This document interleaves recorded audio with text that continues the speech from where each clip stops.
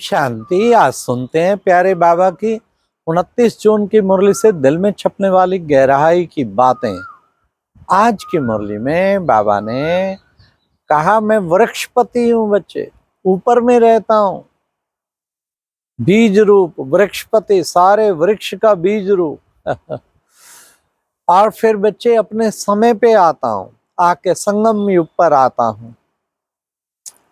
फिर बाबा ने आज कहा, बच्चे देखो, मुझे ताकत तो चाहिए ना आने के लिए। हाँ, अकाल तख्त कहा जाता है ना, मुझे ताकत तो चाहिए, कोई ना कोई शरीर तो चाहिए जो आके बच्चों को पढ़ाऊं। तुम आत्माओं को भी अपना अपना तख्त है। कौन सा तख्त है? ये अकाल तख्त भ्रिकुटी वाला। ये है हम सबका अपना अपना तख्त। इस तख्त पर तुम आत्माएं विराजमान हो। फिर बाबा ने कहा कि बच्चे, तुम बच्चों को सबसे मुख्य, बाबा ने आज कहा कि बच्चे, बाप जो है वो बाप भी है, टीचर भी है, क्योंकि तुम बच्चों को पढ़ाते हैं। सतगुरु भी है, फिर तुम सबको वापस ले जाते हैं घर। बाबा ने कहा कि बाबा ज्ञान का सागर भी है।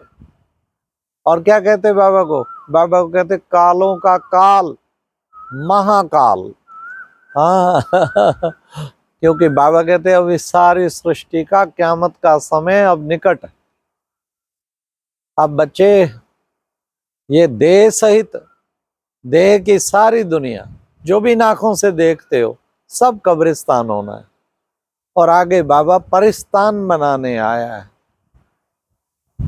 तो इसलिए बच्चे, ऐसे बाप को तुम्हें कितना ना याद करना चाहिए। देखो बच्चे, याद दो प्रकार की है। एक व्यभिचारी याद, पता नहीं क्या क्या, कभी देवताएं, कभी कोई, किसी को सर्विस, किसी को कुछ याद आता रहता है ना, तो व्यभिचारी याद। अव्यभिचारी याद, एक बाप के सिवाय कोई याद ही ना आए, उसे कहेंगे अव्यभिचारी याद। तो तुम बच्चों को अव्यभिचारी याद में रहना है।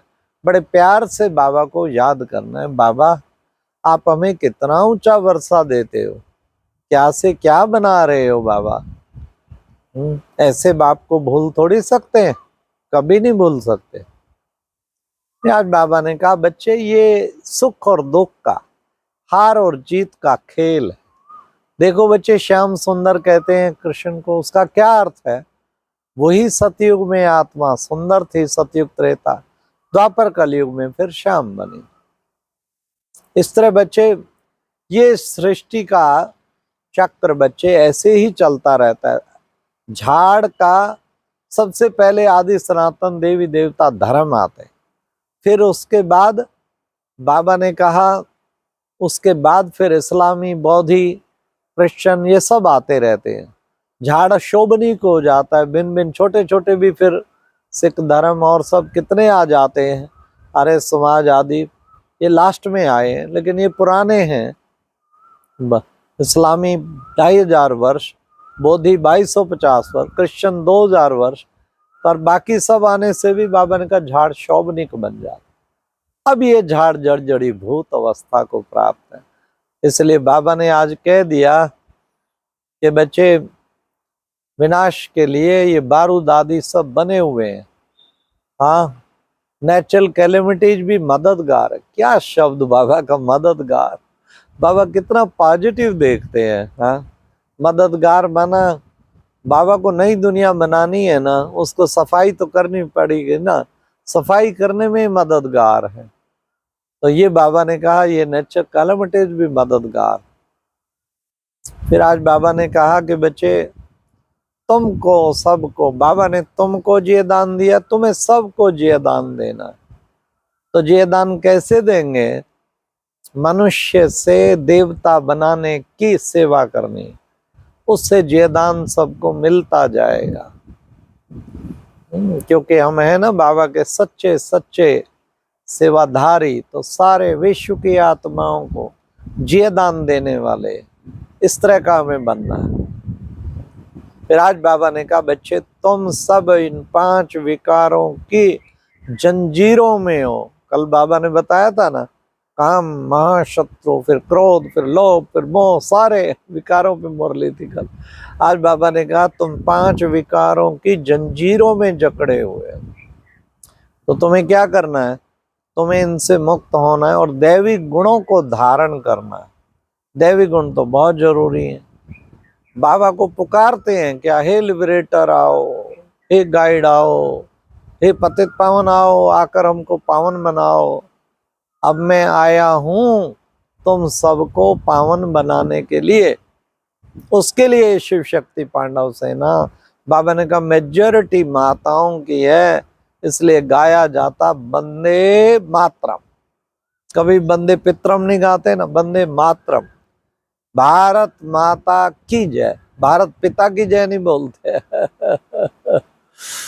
हाँ, और नदियां सारी वो भी माँ पे, गंगा जमुना सरस्वती कावेरी ताप्ती सब। हाँ, बाबा कहते हैं ये सब जो है माताओं ने प्रैक्टिकल ऐसा पार्ट बजाया संगम पर, तो उनकी इतनी महिमा गाई हुई है। तो तुम बच्चों को ऐसा, माताओं का भी बाबा इस वक्त संगम पर महिमा करते हैं, तो तुम बच्चों को भी माताओं का रिगार्ड रखना है, इतना तुम्हें रिगार्ड रखना है। फिर बाबा ने कहा कि बच्चे स्वीट होम कहा जाता परम धाम को। क्यों, बाबा आया है तुम सबको स्वीट होम में ले जाने के लिए। अब तुम वापस लौटते हो, तुम वापस लौट रहे हो वापस अपने घर में। अब घर जाना है, अब घर जाना है। हाँ, अब आगे आ रहा है ना जुलाई मास, मनमोहिनी दीदी का स्लोगन था बार बार, अब घर जाना है, अब घर जाना है। तो आज बाबा ने वापस लौटने की बात भी कही। और फिर बच्चे आगे सतयुगी दुनिया जो बन रही है, जिसमें सब देवी देवता होंगे, बाप आकर ऐसे अपार सुखों की दुनिया ला रहे हैं। तो तुम बच्चे उस अपार सुखों की दुनिया में जाके क्या करते हो, सुख धाम में जाते हो, औरों को भी सुख धाम के लायक बनाते हो। तो तुम बच्चों को ऐसा बाबा ने कहा सुख धाम के लायक बना के, हाँ, सदा ये याद रखना है, क्या हम हैं ऑलराउंडर पार्ट बजाने वाले।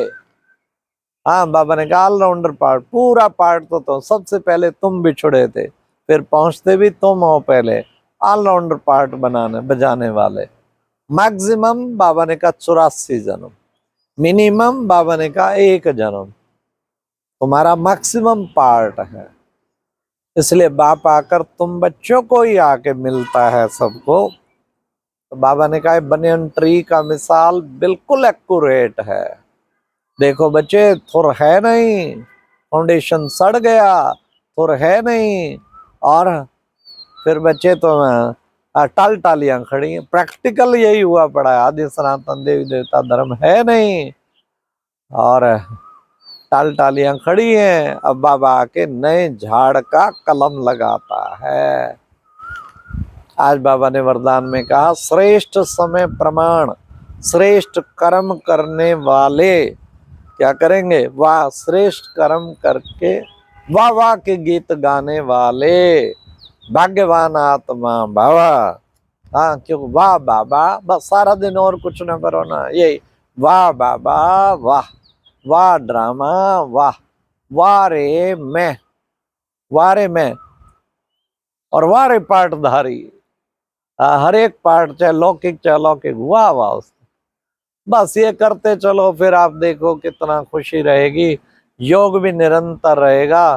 तो बाबा ने कहा भाग्यवान आत्मा बन जाएंगे। तो आज के मुरली में स्लोगन था क्या, मन बुद्धि को शक्तिशाली बना दो तो क्या होगा, तो कोई भी हलचल में सदा अचल रहेंगे। मन बुद्धि को शक्तिशाली बना दो, वेरी पावरफुल, शेकेबल नहीं, हलचल में आने वाला नहीं, डरने वाला नहीं। कोई भी हलचल में मन बुद्धि को शक्तिशाली बना दो तो फिर क्या रहेंगे, अचल रहेंगे। हमें अचल, अचलगढ़ यादगार बना हुआ है ना मधुबन में। हाँ, वहां सब जाते हैं घूमने, कितना भी घूमो प्रैक्टिकल में तुम्हें अचल बनना है। अचल बनेंगे जब मन बुद्धि को शक्तिशाली बना देंगे, हर हलचल में भी फिर सदा के लिए अचल रहेंगे। अच्छा, ओम शांति। ये थी आज की मुरली से दिल में छपने वाली गहराई की बातें। ओम शांति।